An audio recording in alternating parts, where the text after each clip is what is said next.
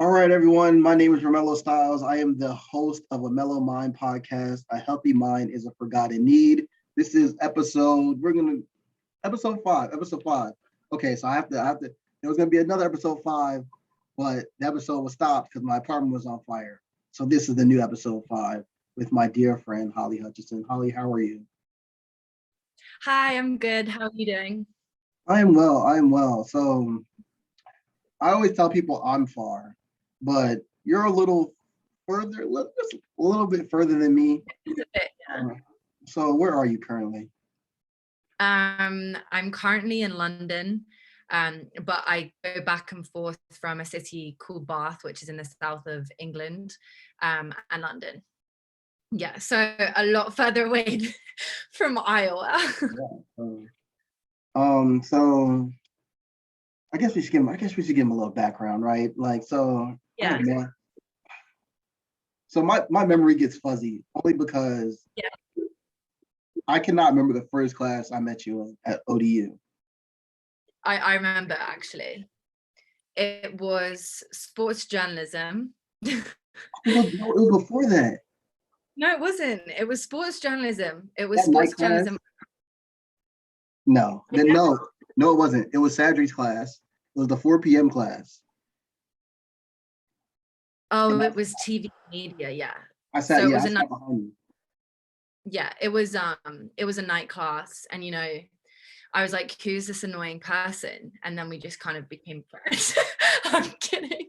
Wow. I'm kidding. No, I'm Um, pretty sure that's pretty sure that's an accurate description of people meet me. yeah. No, it was definitely a night class, and I think we both kind of got each other through those long hours because those night classes were no joke. I think for both of us as well, like we were both so busy and going to one of those night classes. But I will say that that class was one of the more enjoyable night classes because being interactive and actually, we got to present together and kind of mimic like a broadcast, which was really cool. And like you're doing that now, for real, like in your job. So I think that's really cool. No, In the so end, the craziest thing is, you remember the sports journalism writing class that we took? yeah. That was the lowest grade I've ever got in my college career. I got a D in that class.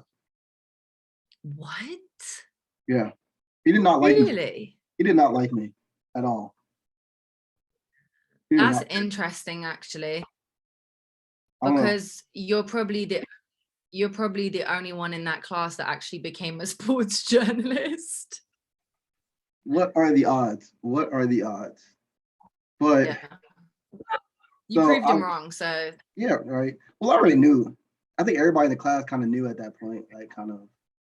yeah, for sure. So, so I wanted you to be on because you have an interesting perspective when it comes Yeah. to, right? Because you had to leave the UK and you had to travel all the way to America and leave your family to play a college sport. And college sports is not easy in itself. So talk to me about what it was like leaving your family, like that initial you get on the plane and leave. I think that it's just so tough. Like you never really know what that feeling is going to be like until you get on the plane. But one thing I will say is that I was really, really lucky and fortunate enough to have traveled a lot by myself as a junior before college. So I think, it's nothing compared to living in a different country and not seeing my parents for months on end. But I think that having been away by myself for a couple of weeks here and there when I was younger, it was like kind of, it prepared me for going away for a long period of time because I felt pretty independent as, a young person. And I think what's harder is the whole experience of I can't, like, with the time difference, Mm, going there and then not being able to constantly, pick up a phone and just like call my sister or call my parents because, or even like my friends back home, because you kind of lose that accessibility when you go over to the States for me. And that was hard to kind of get acclimated to because you're on your own. And I went out there, I didn't know anyone except for the coaches, because obviously that's who I met when I went to my recruiting visit. And I had met a couple of girls on the team, but it's not the same as like going there knowing, zero people in Hmm. terms of like outside of tennis. So yeah, I think very, very nervous is a way I would describe it, and getting on the plane. But I was also super excited because a couple of my friends who had already gone to America, they kind of prepped me on what I should expect out of like the college system. And what I feel like with Dom, my head coach, we had like a lot of conversations, like a lot of FaceTimes before that, before I got on the plane, initially to go over to ODU. So yeah, I think very nervous, and it took a couple weeks to get used to. But honestly, once those couple of weeks had gone by, you're so busy as a college athlete that I didn't even have time to think about missing home that much. Um, but there's also a lot of moments, especially as I went through my college career, um, you know, tough moments that you just want your family around you. And I think that's when it's really tough, is when you just want your mom or your dad or your sister or your best friend from home like with you. But I was very lucky enough to have built a good network of people around me, met some of my best friends for life at ODU. And yeah, that's what I would say. Yeah, what were those kind of conversations like with your friends? Like once you kind of hit those emotional walls of not being home and not being able to talk to them as much as you would like.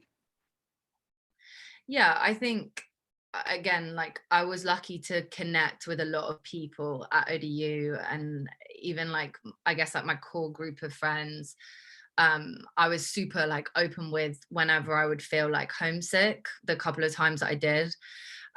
Funny enough, I wasn't as homesick like freshman year than I think like junior year and my senior year, not my fifth year Mm. senior year, because that's when all of the COVID stuff happened, and I went through surgery on my elbow. And that's when I was really hit with uh, someone in my family passed away, and I couldn't, there was a lot of events that happened, and I couldn't quickly be with my family. And that was the first time that had happened to me. Mm. So I think that's when I surrounded myself with people that I was closest with in America. And, I just spoke to them about how I was feeling, and just having people around you. I think, just their presence, you don't necessarily always need to talk about it, but, they just knew that. And I think that's what you're so lucky with your team as well. Like the girls were amazing with the surgery. And when I thought my college career was over with COVID, that was tough. Mm. Having another girl on the team to go through that too. Yeah, I think surrounding yourself with people that really care about you definitely matters. And I was lucky enough to meet, some of those people. So yeah. What was it more helpful that you just happened to play a sport where a lot of people on your team were kind of in the same situation as you were? They were kind of away from their families and things like that.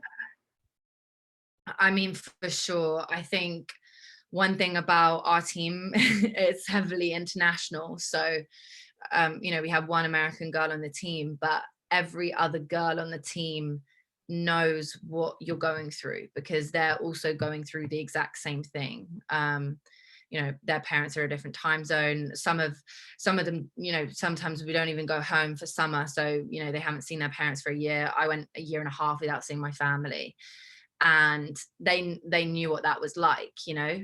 And I think that was nice too, because I could talk to them about it and they'd be like, yeah, like I get it, like I haven't seen my brother in a year and a half either. So I think that was nice as well, to like comfort each other. And I think that definitely made us closer as a team, is like that relatability factor. Playing college sports is more difficult than people know. How taxing was it on your mind on a day-to-day basis? Yeah, I think it's a great question, because I think other people see us when it's amazing. Like they see a match day, or they see a media day, or they see the day that we get our clothes. And that's amazing benefits as a college athlete. You get to compete in front of crowds, you get to get your merchandise, and Mhm. it is really, really fun. However, what a lot of people don't see, and it's cliche to say, but like the 6 a.m. practices, the stadium runs, the travel days that are 12 hours, and then you've got to do an essay at 11:30 at night, and you've just traveled in from LA, having competed that whole week. I think there's so many different aspects. Like, you get an off day a week, but that off day is spent catching up on everything you've missed during that whole week you were training and practicing and going to meetings. And then you got to turn around and do your laundry, which is disgustingly sweaty after travel. And I know it sounds so stupid, but it's just all these things add up. And then you're trying to balance like a social life and like time for yourself just to relax. And it is really, really tough. And I think when people think of college athletics, it's very easy to be like, oh, it is, this amazing opportunity, which it really is. But I think there's a lot of stuff that goes on behind the scenes that people don't really see. And yeah, like it's really mentally tough. Like some, competing week in, week out. I love playing tennis, I love competing, but it's tough, especially when you're going through other stuff. As a master's student, it was really tough on me with the workload that I was doing as a student, running different organizations, and then turning around and getting ready for a nationals or a conference the same week as finals week. I think there's a lot of stuff again that people just don't see, and you just kind of have to put your head down and get through it. But I am glad that now more than ever, health is being brought up, and it's less of a taboo topic. And I think more and more people are getting a bit more aware about how serious it is, especially for athletes. And funny enough, when I was leaving ODU, I was really involved at ODU with ODU athletics, on like the administration side as well, in terms of I was in SAC and I did like a lot of the social media, and just like worked with the director, Wood Seelig, a lot. And he asked me, he was like, he was such a great person, and he was just like, what can we improve on like once you leave? And one thing I said was, getting a sports psychologist for the athletes Mm. there now, because it is just, sometimes you need that person that's not involved in your life for you to go and speak to. I was very lucky that I could go to my coach, but I know that there's some athletes that wouldn't go to their coach if they were feeling mentally not there, because it's seen as maybe a weakness, or it'll be used against them. They won't play the next game because their coach will be like, they're not ready. I think there's so many different aspects that go into mental health, as a college student, period. But Yeah. then you put in, and everyone goes through stuff. People have work, like people work jobs, people are going through family trauma whilst trying to get a degree. And as an athlete, we're so privileged to have a position where we do get to have free things in terms of clothes, and we get to compete and we get to travel. But there's also another side to that, which is it is also very, very tough physically, but also mentally. So we're gonna Sorry about jump. You're fine. We're gonna jump around a little police. bit here. I wanna go back to just kind of the beginning of your college experience, because ODU is it's a it's super diverse, but it has it's like its own thing, its own kind of world in a sense. How was it navigating that, like kind of in the beginning? Yeah, so like I grew up in London. So for me, when I was looking for a college to attend, I knew I wanted it to be diverse, because that's something I value. Like in life, I think I going to ODU was one of the best decisions I made in my life, and going there and experiencing American culture, both good and bad, in those 5 years was a life lesson that I didn't think was going to happen. And when I was speaking to my friends about, you know, places that they were going to, I have friends that go to southern schools. I have friends that go to schools that are more north. I have friends that go to private schools that aren't diverse. I got friends that go to like state schools that are typically more diverse. And I knew what I wanted in terms of diversity when I was picking my school. And going to ODU at the time where America was going through politically one of the most excruciating things to watch was honestly a huge part of my life that I didn't think was going to happen.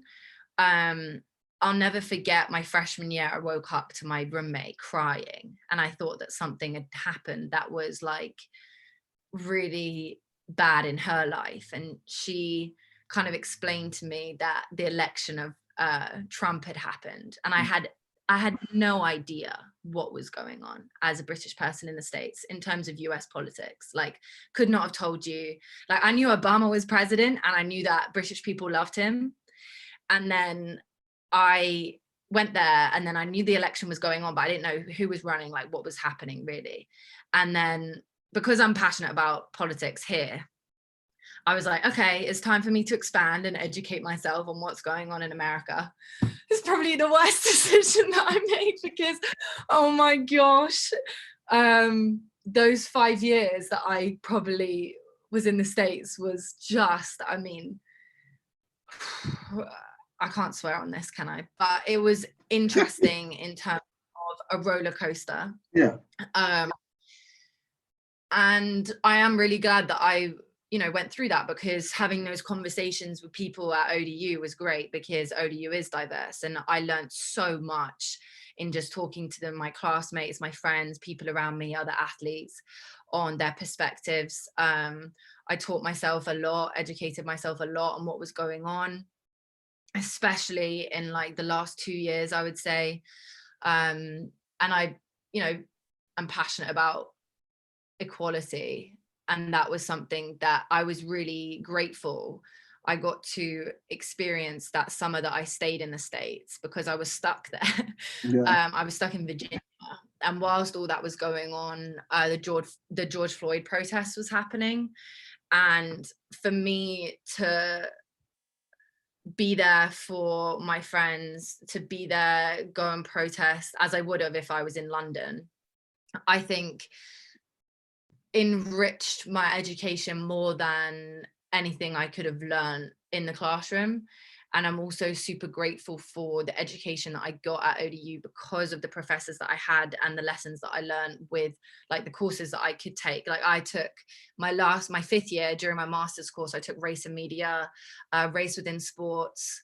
And I would be lying if I said I would have taken that if I'd have gone to a London university, because I had that through ODU and the experiences that I got at ODU. So I am really, really grateful that I had that experience. And I think that, yeah, it was traumatic and it was, you know, just painful to watch, to be in, you know, in that environment. But at the same time, I think I learned a lot about the people I want to surround myself with and who I consider like a friend moving forward, because I also learned a lot about people that I did think were my friends. Yeah. So they were promptly cut out of my life. Yeah. As well. Yeah, that's what I would say to that. We're gonna fast forward to another tough time for you was the injury. Yeah.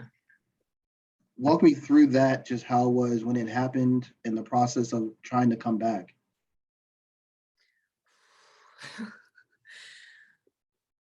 I think that whole month to me is like still a blur. And I've talked to my coach, my academic advisor, Miss Amy, who is a literal angel at ODU. So shout out to Miss Amy. I bet I kind of used her as like a double academic advisor / therapist. Yeah. So she got me through some of my hardest times at ODU. And that surgery was probably the lowest point that I ever felt at ODU. And basically it was out of the blue. 24 hours, I'd gone from feeling very healthy and practicing to couldn't move my arm to going to emergency care to you have to have surgery tomorrow because this is potentially going to stop motion in your arm.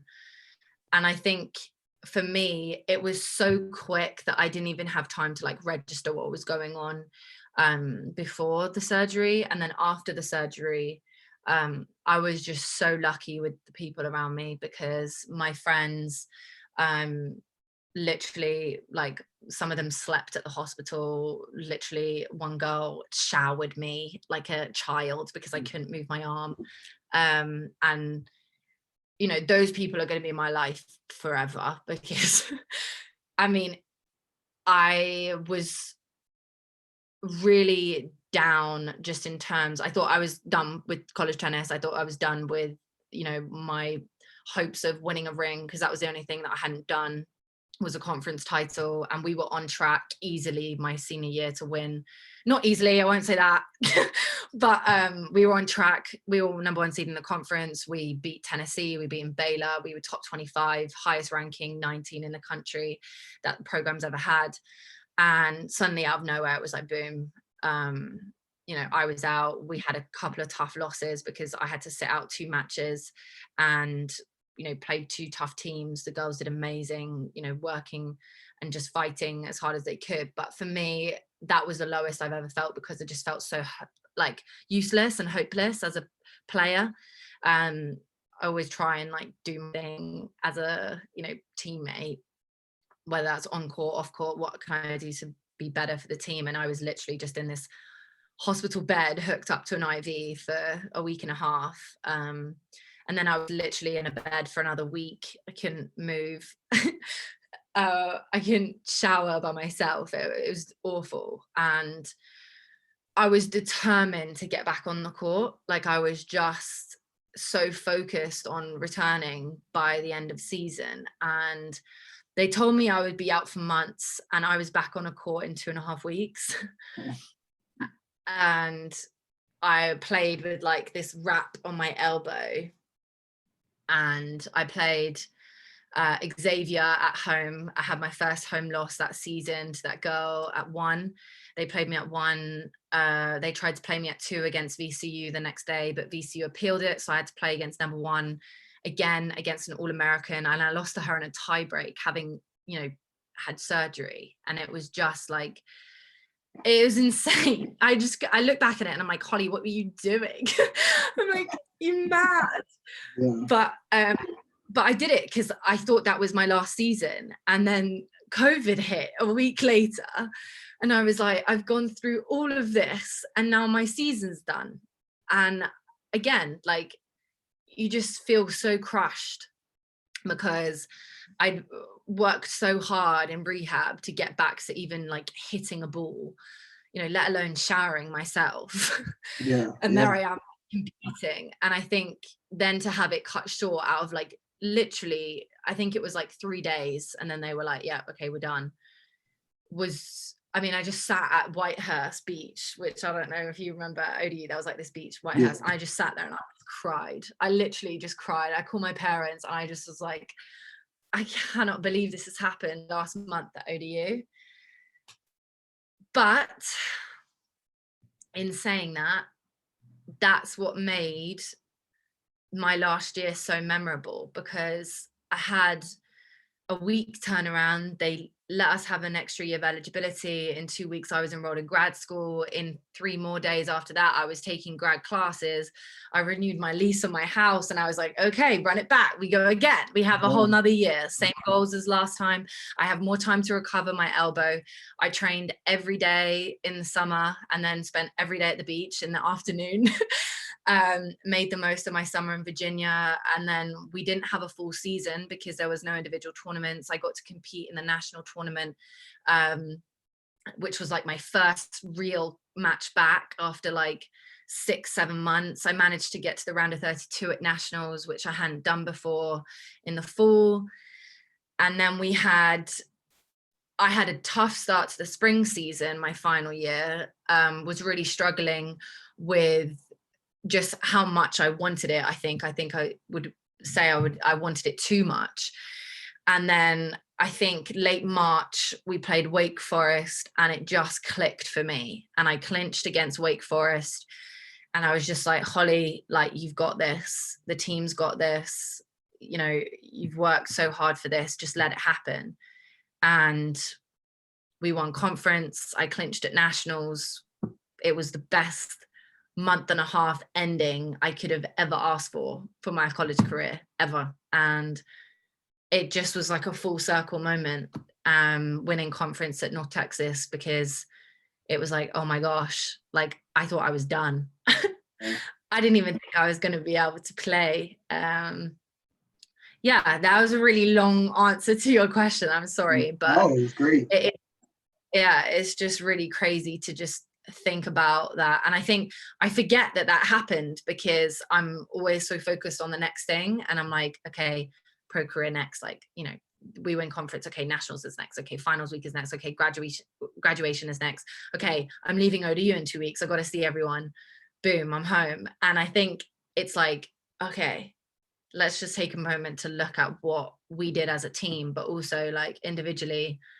Me playing tennis is like, I'm so lucky to even be able to play tennis, because, not to be dramatic or anything, but what I had was potentially fatal. And I actually haven't said that like publicly. Yeah. So yeah, I was told that by the doctor, and that's why I had surgery the next day. And I think that's why I'm so grateful to even be able to play pro tennis. And yeah. Wow. So you leave the UK to come to ODU, and you're expecting to play 4 years, get your bachelor's, and move on, and that doesn't happen. So your fourth year, you a terrible injury, you fight back, you play, COVID hits, so you get to run it back, and then now you're playing tennis for your whole graduate year, and you get your master's. Then you're getting ready. Then you have to leave because now you're going back to the UK. When did you get to just take a breath and just kind of look back on just everything? I would say, so after nationals and after I was done, I played my last match, and graduation, I had like 2 weeks where it was kind of crazy at ODU because I was trying to see everyone that I possibly could. And I'm really social, so it was like a packed calendar. I got on the plane and then got home, and we had to quarantine in the UK if you flew back from the States, even if you were double vaccinated. And I had like this moment where I like went through my laptop photos, because I was moving I bought a new phone because I had an American phone, so I had to buy a UK phone. International struggles. So annoying, so expensive. But yeah, like I had to move my photos off my phone to my laptop, and it was like the first time where I'd like stopped and really like looked at my college career as a whole, like body of like photos and videos, like the last 5 years. And it was really emotional. Like I think I was just so lucky to experience what I had. You know, I worked hard for it, but meeting the people I did and having, you know, the experiences I did was just phenomenal. And having that time with my family and like talking through it, because obviously I hadn't seen them for a year and a half. So I had to like update them on what was going on in my life. Because you can only do so much over the phone. And to celebrate my undergraduate graduation, my parents got like they treated me to kind of like a staycation weekend in London, which super lucky again to have. And that really just made me like celebrate properly what I'd done, because I think in the kind of chaos and craziness of it all, I forgot like some of the awards that I'd done or like what I'd got, because I was always just like, okay, next thing, which is a good thing to have. I think it's a great attitude, like, you know, keep building. But looking back, like I made a list of what I'd done, and it was like, oh, okay, that was pretty good. I Yeah. would say, and that was a really nice moment for me, just to have that kind of like pause. Looking back on it, would you change anything? No, Why? I really don't think so. Um, maybe, maybe no, I wouldn't. I honestly wouldn't change anything about my experience out there. Um, the people, like everything. I know, again, so cliche, but everything happens for a reason for me in that aspect of I grew so much as a person with like my experiences, and so the lessons that I learned, and some of them were really tough, but it made me like the person that I am today, and I'm really happy with that person. And I think if I hadn't have gone through those struggles and those low points, then I don't think I would appreciate what I have and what I am allowed to do as a tennis player, and how much I love the game, and how lucky I am to get a free education. I think I think all of that was like meant to happen for Mhm. me. Yeah. Maybe I would say one thing, give some guys that didn't deserve my attention. I wouldn't have go and Yeah, give them yeah, attention. yeah, of But I course. feel like every girl goes through that at college. Yeah. If somebody would have told the young girl coming in as a freshman that this would have happened from year to year and you would have came out the woman that you are now, is there any of it that you would have believed? Yes. And I know that sounds really cocky, but I think as a freshman, I was so set on what I wanted to get out of college. I set myself each year a list. I have my book here on my desk, of the goals that I wanted to achieve. So, freshman of the year was the big one, my first year. And each year I hit those goals, conference player of the year, first team singles, doubles, conference title, NCAA, NCAA's win. I think when I write those down, like going in as a freshman, I was very, very clear of what I wanted to do. And the problem with me is I'm a bit of a perfectionist. Mm-hmm. So when I went in, like I wanted the 4.0 GPA. I wanted to be the best. I wanted to be the best, ODU tennis player that had been there. I wanted to get nominated for NCAA Woman of the Year. Like I wanted all these things each year, and I think that speaks to what I did get to achieve at ODU. And I think goal setting is really important, and I don't think that's one thing I went in with that mindset as a freshman. So now that you go forward and do more professional things in the tennis Yeah. world, what has your journey taught you that you can take going forward?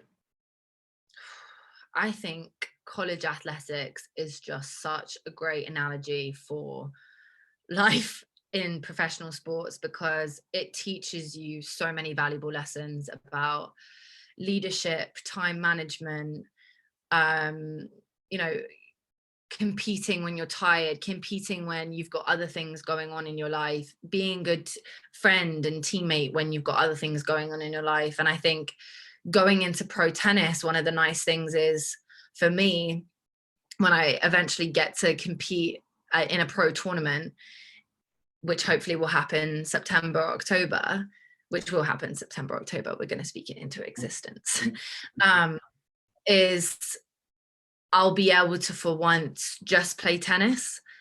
And I've never actually had that before in my life, because I've always been a student as well. But being a student whilst playing tennis has given me time management skills where, as a tennis player, you are technically your own boss. You're out there by yourself. And, being able to communicate well is huge with, sponsors, coaches, your team around you, physios, whatever. And I did all that when I was a college athlete. So I think it really does prepare you for sport and also life, like after sports, like in the professional world too. All right, so I have one more question. And all right, so the thing Yes. is, the answer to this question, the way you answer this question, you got to help me with your answer. Oh So gosh. my goal is to, with this podcast, my initial goal is to get to 10 episodes. If I can get to 10 episodes, I'll be happy, right? So I asked my guests at the end of every, I just started this, my last episode. I think I'm gonna keep going. Okay. So who should I have on next? On next episode. Oh, Now, before you answer, you got to be able to help me with. You got to help me with the person. okay. Yeah.